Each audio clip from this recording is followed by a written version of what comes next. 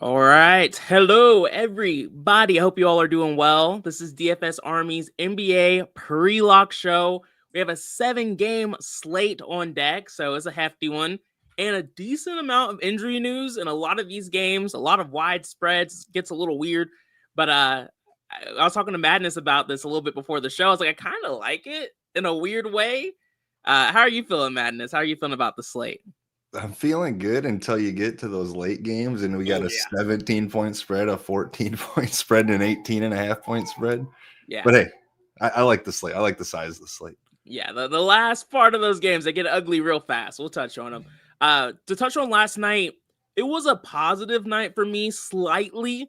So I didn't win any big money. And I was talking to Thomas, who's a DFS Army member, because I was like, I don't really know why I did okay. And it seems like a lot of people struggled. I think it was the men I had on Desmond Bain. The DS, after I did that, seemed to like him a lot and put him in like 40% of my lineups. But outside of that, there's a lot that went wrong. How are you feeling? How was last night for you, man? Last night was surprisingly good. Like, Right? I didn't nail like anything, but Yeah. worked out all right. Like Derek White let me down, De'Aaron Fox let me down, but guys like Michael Porter, Vince Williams, They Keldon came through. Johnson, I mean, they did enough, so it was good. Yeah, it was weird. It's always strange when you see everyone else like, oh, things are so bad. And I was talking to B-Dubs too. And he was like, it was a little bit of a tough one for him. And I was like, what happened? I don't know. But let's move on to today. Let's make it even better. We have the Rockets going up against the Cavs. Close spread, which we've already mentioned. We can't say about every game here. And a decent total too at 234.5. For the Rockets tonight, Eason is out. Terry Eason. That's really the only thing that changes here. Uh, do you like the Rockets tonight? What's your game plan here, Madness? I don't love them. I don't hate them. The price tag on Kevin Durant's nice. I don't love the matchup with Sengun, but I mean, he's just been unreal this season, so hard to ignore. Yeah. Other than that, I guess you could talk me into Steven Adams under 4K, but the issue is, and you'll see it later in the slate, one, we have a ton of center value, and we just have a ton of value overall. Warriors looking at you. So not a ton. I mean, Kevin Durant and Şengün about it, maybe a flyer on Reed Shepherd here and there. He has been seeing more minutes, but I just see this game kind of being a dogfight. Yeah, I'm with you. I don't love Houston here, like you said, because of the matchup and because of the value we have in other spots. But because of that value, I'm open on just kind of like taking shots to basically match the field on some of these pay up options. So I have a 20% min on Şengün, really matching the field there. Like you said, he's been really good. He's been in good form. So he's just someone I want exposure to, but I don't feel overly passionate about that. Y'all know I'm not a Kevin Durant guy, but the price tag is making it where I feel like I kind of have to take a shot. I'm just going to match the field here and put an 18% min on him and just try and make sure I'm keeping a close eye on the ownership there. I had some exposure to Jabari Smith at the start of this show, but I just went ahead and I took it off. I'm not overly interested in going to him on this slate, but I think the Steven Adams point was good. I do think he'll be higher owned than we have him at 3,700, but I do still just want to have some exposure to him. So I put an 8% min there because I think that'll be a little bit closer to where field weight will be. I don't think that's a real leverage play. And then none of them show up in my exposures outside of the men's that we just touched on. All right. Next up, we have the Cleveland Cavaliers. For Cleveland, they are, of course, still missing Darius Garland. Sam Merle is questionable. That definitely could matter. I don't think we've gotten that news. Have you seen anything come through on that yet, Madness? I don't think we've gotten it, no. Okay. So that could make some of the other guards here slightly more viable. But what's your game plan with the Cavs tonight? Kind of the same as the Rockets. One, the matchup stinks. I never target this Rockets defense, at least this year. I never get Evan Mobley right. I don't know what the deal is. They could be without everybody, and I won't get them right. But the price tag is nice. Again, don't love the matchup. Donovan Mitchell, fine if you land on him. Like you kind of said, with the value we have, if you land on him, I'm fine with it. Yeah. He's got the ceiling. He's got the upside. So I'm good with that. But outside of those two guys, the price tag on Hunter came up. So that's about it for me. Yeah. I didn't even say it. Like, good to see everyone in the chat. Appreciate the support per usual. If you all could hit the like button, we would really appreciate it. And if you're wondering what you're looking at right now, this is DFS Army's optimizer. We call it the domination station. If you're interested in following along or just kind of being able to see things a little bit clearer and or having access to the Discord, being able to ask questions and from the coaches like Madness and I and other great coaches who we have on staff, or even some really gifted members we have, feel free to join. The link is in the description. Feel free to use promo code MADNESS, MADNESS, for a 10% discount. That was a spelling bee check for me there. That was a little bit tougher than I thought it was going to be. All right, for me, with the Cavs, I'm with you. I'm really just matching the field on a lot of these guys, just like the Rockets. 15% min on Mobley. I don't feel strongly about this. Just want to have him in the mix. 10% min on Donovan Mitchell. He's had a ton of explosive upside, even in matchups that are bad. And so if this being a close spread, I usually like to have some Donovan Mitchell exposure in games like that, but he's not a leverage player or anything. And then let me see if I still like it. I do have a 6% min on DeAndre Hunter. I don't like the price tag, and I don't really like him as a player. Just with a lot of the things that I follow and track, he's still just popping for me a little bit. So just going to have a little bit of exposure there by matching the field. And then none of the other Cavs show up for me, which I am totally fine with. It's just a game that is going to be more fun to watch than probably have a ton of exposure to in DFS. Next up, we have the Hornets going up against the Pacers. Close spread, which is the first time we've been able to say that about the Pacers in a long time. Everybody beats up on them. Would love to see the Hornets do that, but I don't know how much faith I have in them to do it. Or on the Hornet side of things, the only news we have is Trey Mann. He's listed as doubtful. That will be a boost to guys like Sexton. For me, I have a 15% min on Miles Bridges. I just like the matchup, picking on some of the Pacers forwards. But obviously, he's not someone you can trust a ton. So I doubt he'll be in single entry lineups of mine. He is seeing a decent amount of ownership because he's pretty cheap. But I don't feel like this is an extreme value or anything like that, especially with LaMelo Ball back, even though his minutes have been limited. I do like Colin Sexton in this spot.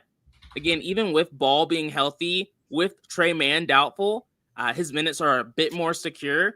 And he's a solid points per minute guy. So he's just someone I like having in my mix at 5,400. Makes lineups a little bit different. So I put a 7% min on him. And then LaMelo Ball, I understand everyone's scared to play him because he hasn't seen 30-plus minutes yet. But this is a spot where you're like, hey, let LaMelo be LaMelo a little and go out there and have some fun in a game like this. So I have a 5% min on him there. And then I didn't like Knipple earlier today, but he's starting to project a little bit better for me. So I'm going to put a 5% min there. And again, none of these are leverage plays or anything like that, but just kind of matching the field on some of these plays. And Kyle Brenner is projecting well. He's just not showing up for me, and I'm not going to force that. What are your thoughts on the Hornets, Madness? Yeah, I like the shout on Colin Sexton. I think the Trey Mann news is pretty massive to him.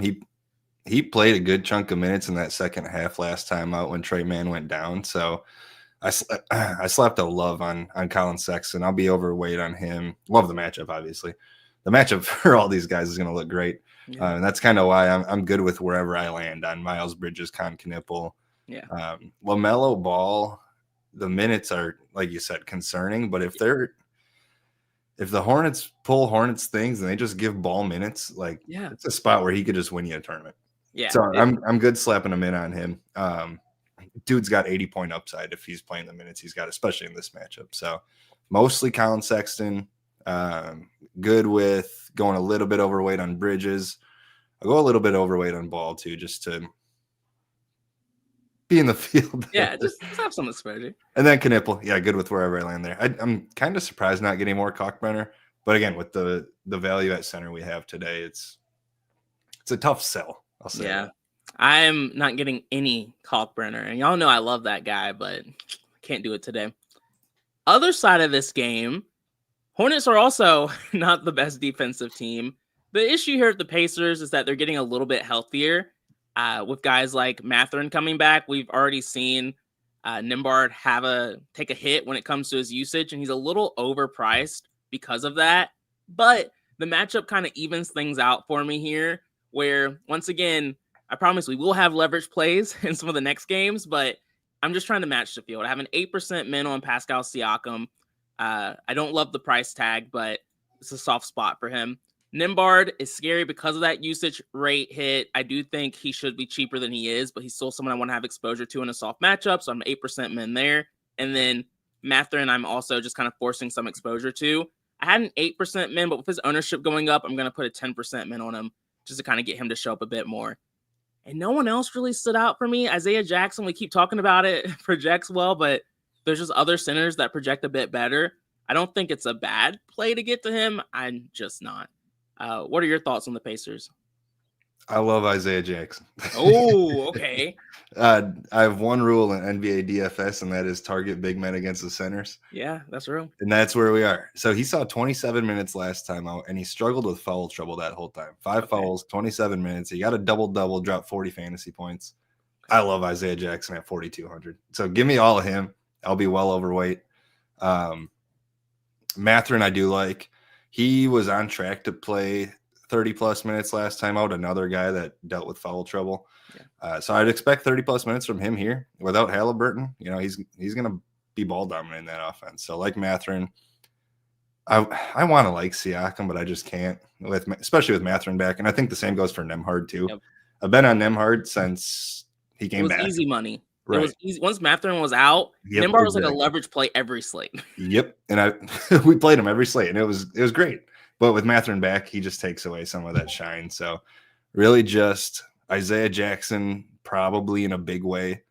And then Mathurin, I'll be over the field. Not quite as heavy, but I want to have exposure to Mathurin, Jackson. I want to have exposure to this game. I think it's a shootout, two bad teams. Finally, the Pacers aren't in a blowout script. So yeah, I like this game. Yeah, I wasn't on it, but I think I'm gonna follow you. I'll put a 6% min on Isaiah Jackson and call it a day. There we go. Because it makes sense what you said. It was just logical. Let's see. Wagwan, Kevin, good to see you, man. John, I feel you. We'll get there. That's literally the game after this one. Drew Shady said these NBA players' names are getting a bit weird. Loki, I thought that was just me, and I didn't want to say anything because I thought, people would feel some kind of way. But they're getting a little wild. Like, I don't know. Like Fontecchio, what the whatever. Manage our putt. All right, yo. Let's you want to play? I have a PS5. Drop the username in. All right, next up, we have the Raptors going up against the Sixers. Decent total here, close spread. The last close spread we'll be able to mention here on the slate. For the Raptors, they are healthy. We talk about this every single time we see them. It is hard to pick a favorite. But do you have one here, Madness, from the Raptors? Not really.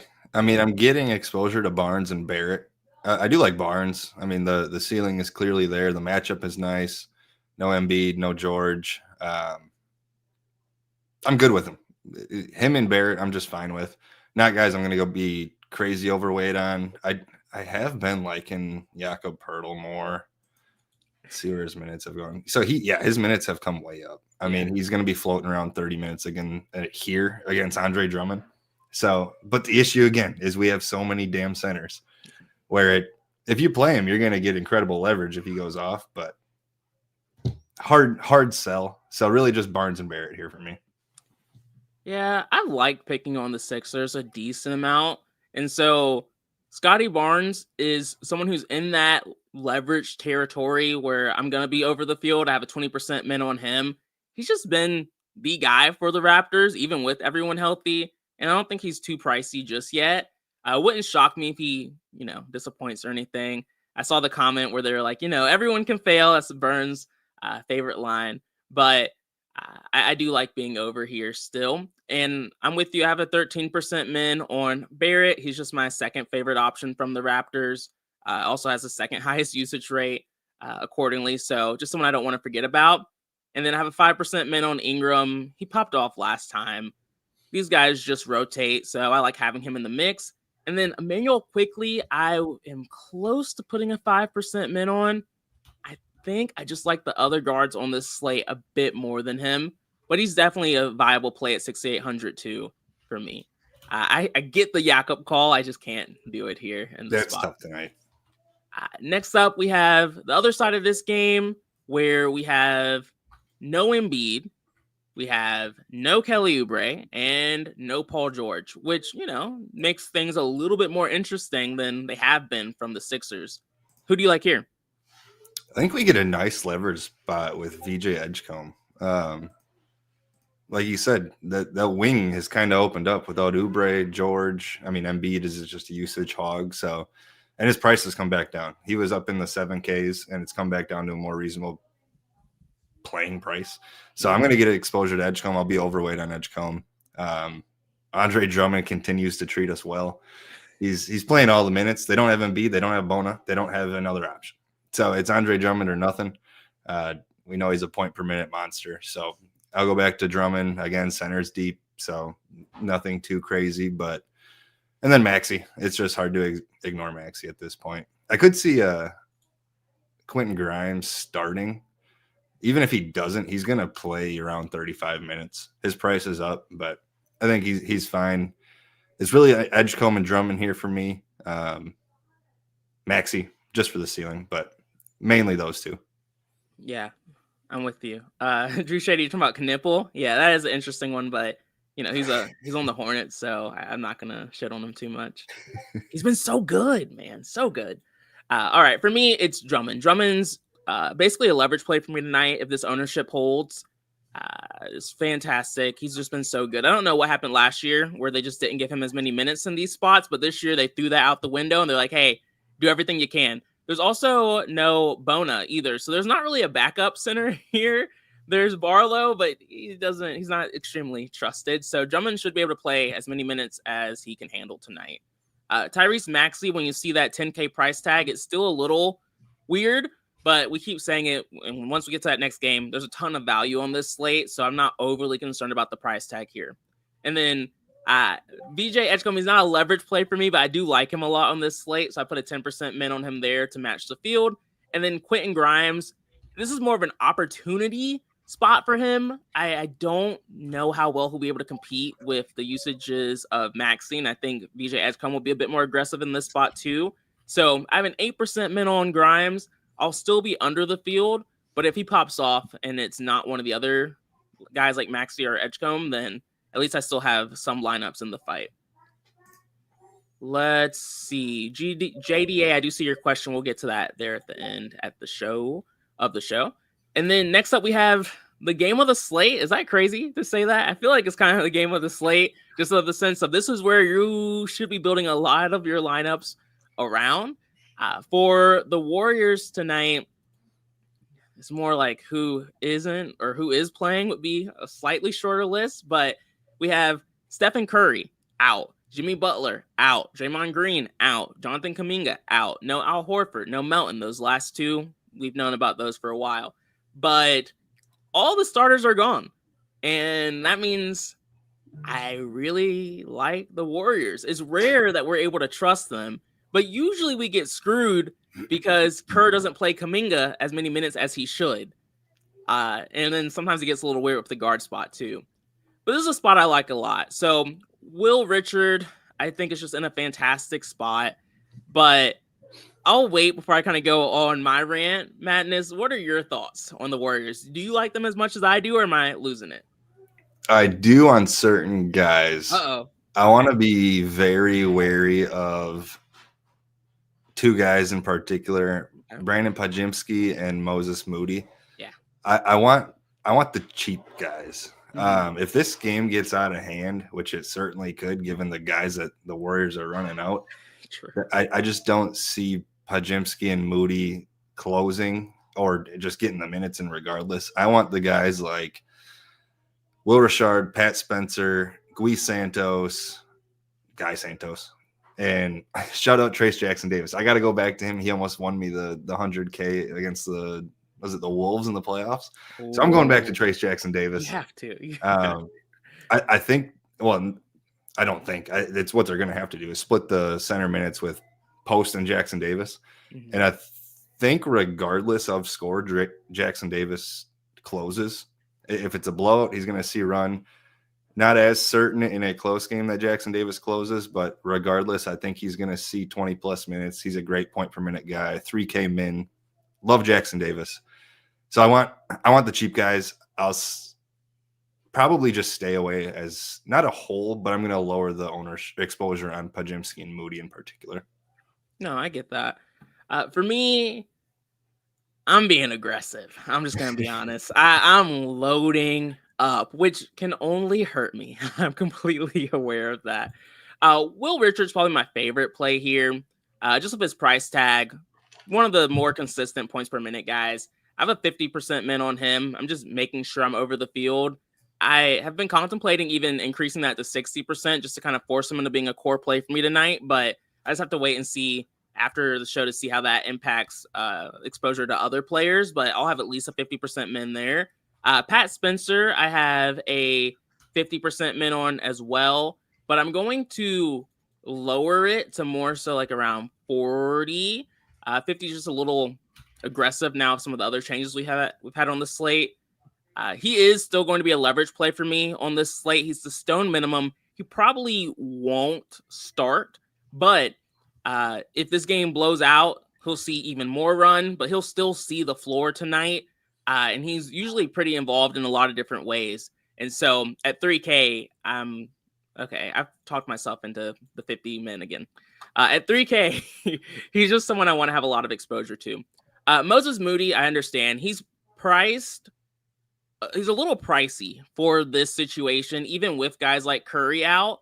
But I love playing guys against the Heat. I've been doing it all season because they play at such a fast pace. And if they can keep this game close, this could be another smash spot for Moses Moody. He's already shown he has 40 to 50 point upside. He hasn't quite cracked 50. He hit like 49, something like that. But he has a ton of upside if this game can stay close. And the Heat, they just don't scare me defensively anymore. So he's a leverage play for me tonight, 45% min.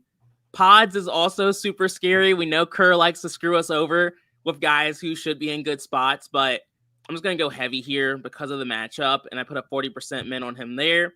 Santos, I have a 20% or 27% min on. Similar situation with Spencer, just bare minimum, someone who's going to see the court, lower usage and lower points per minute guy, so there's definitely some risk that he's out there just doing cardio, but it's still a really good spot for a Stoneman player. And then I think Trace Jackson Davis is one of the better guys here too. Right now I have a 22% minimum on him, but if there weren't so many other center plays on this slate, he would be an easy leverage play for me tonight at 30%. So I'm still going to be over the field here, but not as strong, or I don't have quite as much exposure as I kind of wish I did.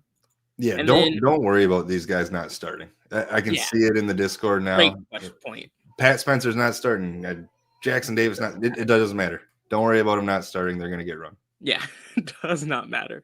And then Buddy Hield, I never love, but I do just want exposure to him in this spot with all the guys they have out. So I put a 16% minimum on him, which should just be pretty close to field weight exposure. And then Gary Payton's the worst of them all. I actually can't stand him, but because I can't stand him, I know that means he would screw me over if I didn't play him. And so he's someone I also have leverage on with an 8% min. But don't at me when he does absolutely nothing. When he drops 8 points. Yeah, like I'm already low-key kind of mad about that. But it's what I don't know, just part of my process. It just made sense for me. Next up, we have the Miami side of this game, which is only gross because Bam Adebayo is coming back tonight. He's playing. He's been out for a while, which means pretty much everybody here is a little priced up from when he's been out. Do you like these guys more than I do? No. And the only thing that would get me there is just to have a run back. But I don't think you need a run back if you're playing like I am. Like I'm playing a blowout script where I want Trace Jackson Davis. I want Pat Spencer. I want these guys that I don't think are going to close in a close game. Yeah. So in that scenario, I don't want to push run backs necessarily. So Jaime Jaquez is fine, but he's really the only guy that I'm probably going to get to. Like you said, Bam being back kind of throws off the rest of this team. Yeah. And even Jaime, like he gets so many of his points from just doing everything for them. And so I'm a bit under the field on these guys, which scares me a little bit because I know how hot they can get. But I only have a 5% min on Jaime. I have a 5% min on Andrew Wiggins and a 5% min on Pell Larson. I like Larson because he's someone who could be out there even in a blowout, but it's hard to get excited about any of these guys with Bam coming back. Bam only ruins all of your dreams, sadly. Next up, we have the Washington Wizards going up against the Timberwolves. This is where these games get really sketchy just because the spreads are so freaking wide. 17-point spread here for the Wizards to lose. Hopefully that was obvious. But Washington, Alexander Sarr is out. And this is another reason why we have a lot of value from the Washington side of things. What's your approach here? Who's standing out? I'm getting an uncomfortable amount of Marvin Bagley, and I'm going to change that just for what it's worth. It's just really gross. Yeah. Like, I get it. He's 3,100. No Alexander Sarr. The matchup one, it stinks against Gobert, which doesn't have the stigma it used to, but he's not playing he hasn't played more than 19 minutes all season. I get the price tag, but at that price tag, I'm taking Trace Jackson Davis. So I'm going to bump the exposure I'm getting to him down. But man, at first run, I was getting just a ton of Marvin Bagley. And he's going to be popular tonight. So I think there's a leverage spot there just to go under the field. The only other player I'll have exposure to is Keyshawn George. He's just been very solid this season. And if they do keep the game close, it'll be because of him, McCollum. I mean, they're going to have to do everything. Koulibaly, whatever. George and then Bagley, but I'll be underweight on Bagley. Man, you have me thinking. It's so weird how ownership moves throughout the day. At first, Bagley was going a little under-owned for me, but now he's just like the super chalk of the slate. And a fade in the spot is so interesting. I'm so tempted to pull the trigger. I think right now I have a 40% min on him, just making sure he shows up. I'm going to put a 30% min on him. And I might, depending on how some of these runs go post-show, cap him at 50 and make sure he's not a core play just to kind of get some more unique builds with guys like Trace, who we do like. So I like that call. I'll go ahead and put a 30% min on him now and then just keep a close eye out on what happens there. I have a 10% min on Keyshawn George for the exact same reasons you mentioned. And then I do not have a 50% min on Bilal. So that's why you got to watch out with what you click. I have a 5% min on Bilal. I've gone back and forth between McCollum and Bilal. And numbers just keep moving for me. But right now, it looks like Bilal is the slightly better play. And so I'm not going to be over the field or anything, but 5% min on him just to kind of be close to field weight exposure. And CJ, I'm just not going to get to, especially if he's going to be at 10% ownership in this spot. Other side of this game, we have the Timberwolves, who are just looking great because, they're going up against Washington. But the scary part here is the blowout concern. Jaden McDaniels is out as well, and so that's why you're seeing a boost to some of the wings here, especially guys like Naz Reid. Who's standing out for you here, Madness? Yeah, sadly, they look great. I did bump them down just slightly to account for the spread, the Wizards more so. But, I mean, we have the value. Julius Randle's been awesome this year. This front court, who's going to stop him? Marvin Bagley? Good luck. So Randle looks great. Naz Reid's been on a heater the last 3 or 4 games. I'm almost tempted to go underweight on him just because that's not sustainable for him. He's a guy that we've seen going – he's streaky. So I can see him coming down. So taking a stand there, going underweight on Naz Reid. And then Anthony Edwards, I mean, he's going to do whatever he wants here. So no issue getting to him at 9,100 with the value we have. And that is, I guess, one more piece that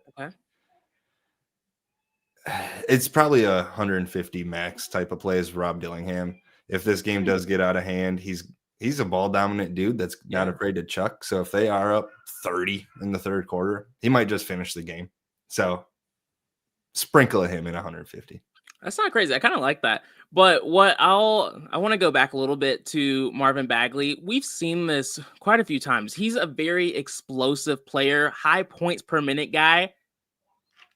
but we've had just as many times when he's super chalky I'm waiting for the butt. where he does something stupid or he just does absolutely nothing. So I don't think the fade's crazy. I will have at least 30%, but that's the one thing I wanted to mention is that we have seen this before where he does fail when he's chalk, but he can be explosive. So it can go either way there.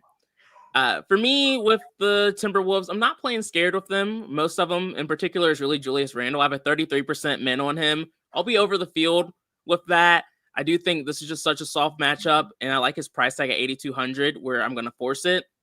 21% min on Nas Reed. That might mean I'm under the field on some of these guys, but I still just like having exposure with his upside, and with Jaden McDaniels out, that should solidify things for him a bit. 20% min on Ant. We keep talking about it. He's just a pay up option that's in the mix. Not someone I'm going to be over the field on, but I like having exposure. Then I have a 7% min on Dante DiVincenzo. Soft matchup. Just someone I want to have some exposure to, but also I'm not going to be over the field. So I like Nas Reed, Anthony Edwards, and Dante DiVincenzo, but because of the blowout risk, they're not guys I'm going to force myself to be over the field on. They're just guys that are decent for me on this slate. And then I think one more thing to note with Nas is coming off the bench. If they do get in a blowout, he's going to miss a rotation. Yeah. And that's part of the reason I do want to go underweight, but good shout out on the Jaden McDaniels. That is big for his minutes. So yeah, one caveat there. Yeah, it's Nas Reed. He's always all over the place. All right. Next up, we have Denver going up against the Pelicans. Another really bad defense going up a pretty good team. Denver tonight, they are pricey, but Aaron Gordon's questionable. That does matter because it means Tim Hardaway Jr. would move into the starting lineup. And also guys like Cam Johnson would see a boost too from a usage standpoint. Maybe even, I feel like I'm blanking on someone. Yeah, like Peyton Watson would also see a boost in that spot. Ultimately, right now, I'm only just making Jokic a priority. 13K is freaking insane from a price standpoint. But we keep talking about it. We have multiple 3K guys that are viable on this slate. And so if we didn't have that value, I would probably fade just because of the blowout risk. But with such a soft matchup, Derek Queen, none of those guys are going to be able to do shit against Jokic or honestly most of the players on this team. But Jokic is really the only priority for me so far. What are your thoughts here, Matt? Yeah, it's Jokic. This is the one game where I am truly concerned about a massive blowout. We saw it earlier in October. The Nuggets won 122 to 88. In their place, I get it. This is going into New Orleans, but does it matter? The Pelicans fans going to be there? That's a hard have fans.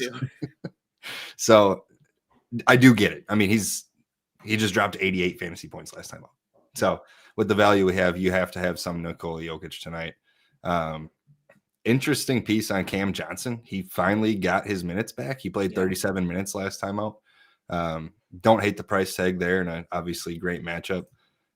Peyton Watson is probably the only other piece I'd have some interest in.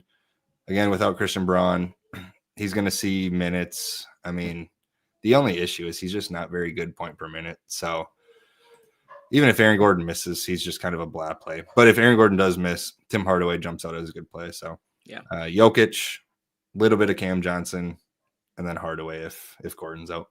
Yeah, if Gordon's out, I'm willing to late swap and just make sure guys like Cam Johnson, Tim Hardaway Jr. are showing up for me.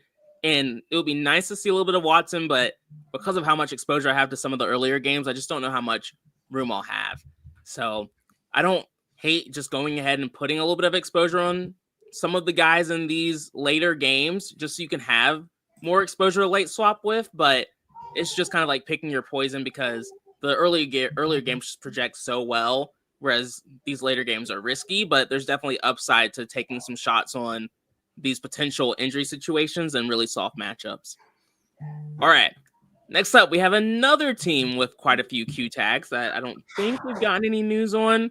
We have the Pelicans, who have Zion Williamson questionable. He hasn't been playing. If he plays tonight, that'll be him returning to the lineup. And then we have Sadiq Bey questionable as well. What are your thoughts with these guys, man?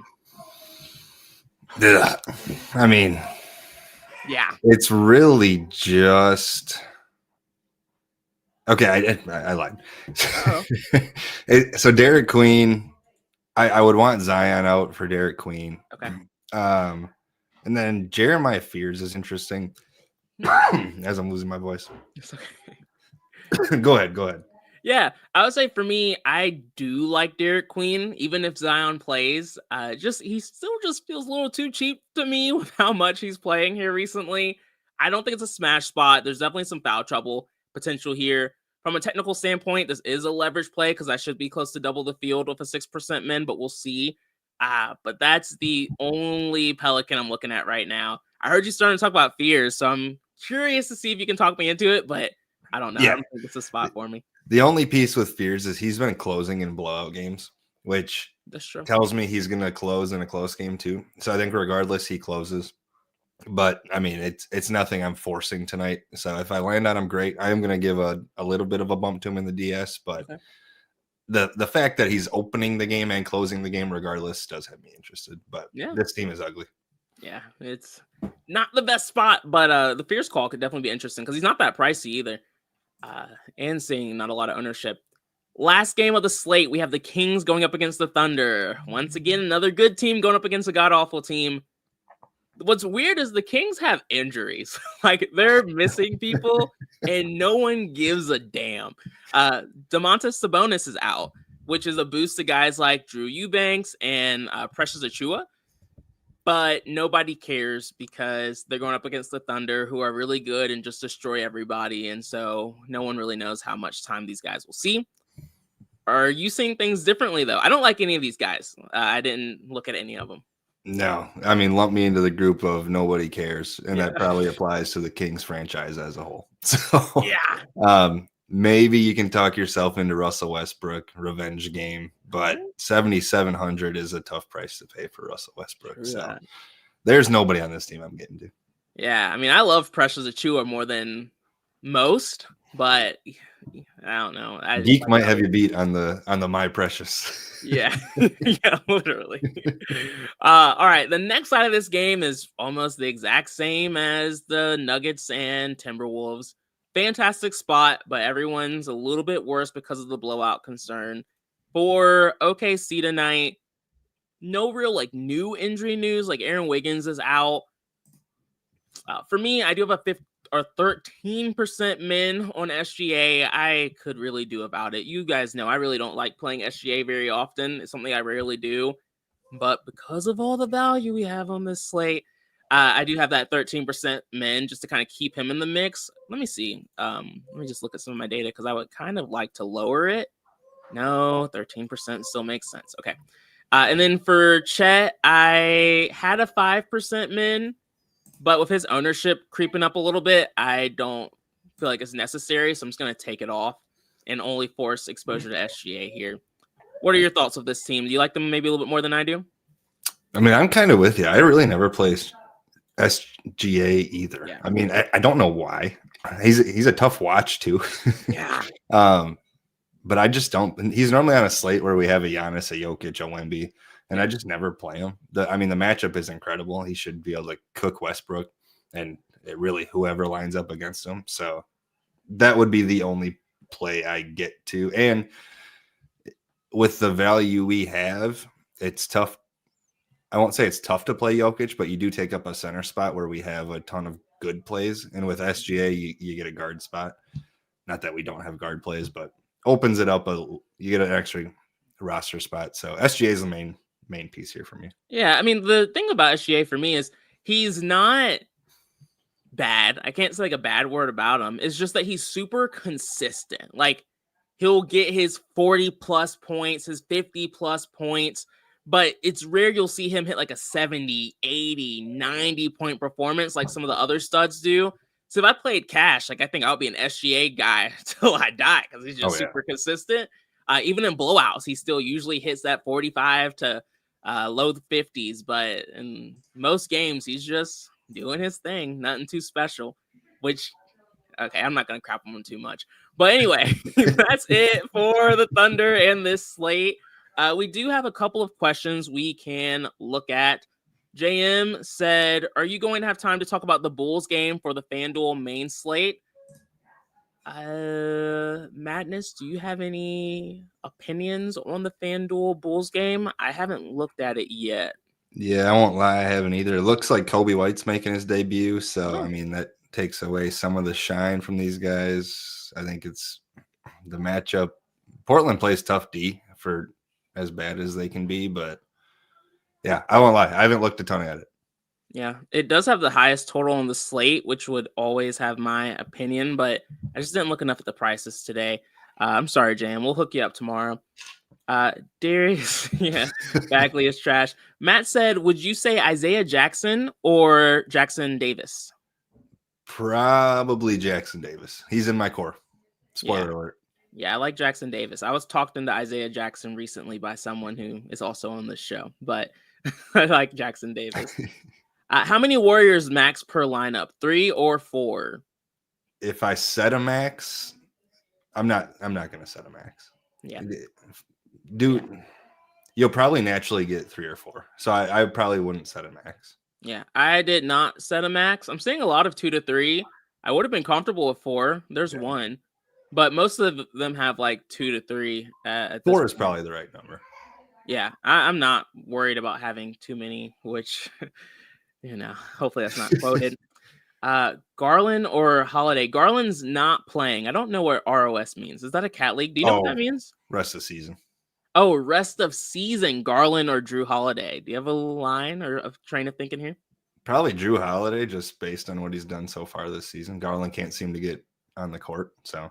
Yeah, Garland's just been a bit banged up. I mean, Garland will have his spots, but Drew Holiday will just be more consistent because he's also doing just more for his team, whereas Cleveland, they have just a lot more pieces. Yeah.